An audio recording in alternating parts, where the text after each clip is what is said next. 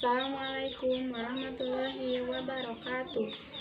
Tepangkeun wasta abdi Tasya Setiawati ti kelas 10 IPS 3. Di dieu abdi bade ngadugikeun dongeng anu judulna Kuda Hade Budi. Kacaritakeun di salah sahiji tempat aya maung keur magis kolot katambah gering ripuh galungsar handapkeun tangkas sabari gegerungan. Sakabeh sato-sato nu kungsi menangkan nyeri ti manehna ngagarunduk dihareupeun maung nu keur sakarat jeung gering ripuh oge.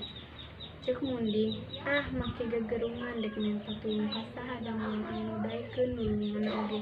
Besok nganyerikeun hate batur, saleuheung lamun tara nganyerikeun hate batur mah, da ieu mah unggal-unggal teh nganyerikeun wae. Adarenge omongan kitu, sakabeh sato-sato nu kungsi menangkan nyeri ti manehna ngahareureuykeun maung nu keur sakarat jeung gering ripuh oge.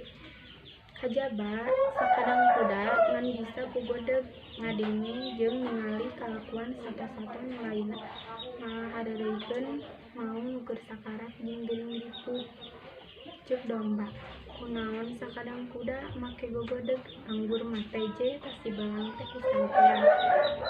Da osok nganyerikeun wae hate batur, saleuheung lamun tara nganyerikeun mah meureun ku urang oge geus tata ditulungan.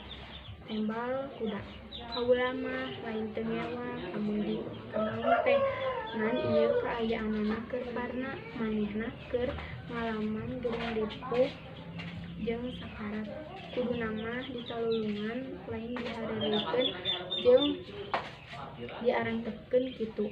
Ngadarenge omongan kitu, sakabeh sato-sato nu kungsi nyeri ku maung jararempe luhur anu nembal hiji-hiji acan. Sabab manehna ngarasa salah geus dendam ka maung kuduna mah ditulungan ieu mah tanpa dihareureuykeun. Jararempe jeung cing ngaleos deui ka leuweung.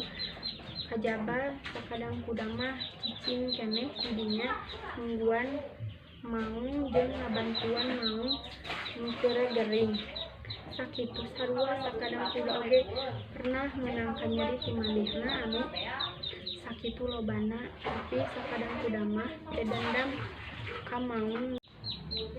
Amanatna matak ulah nganyerikeun batur, ulah dendam, sabab sagala sesuatu bakal aya babalasna nu ku urang dilakukeun. Mung sakitu nu ku abdi tiasa didugikeun. Wabillahi taufiq wal hidayah. Wassalamualaikum warahmatullahi wabarakatuh.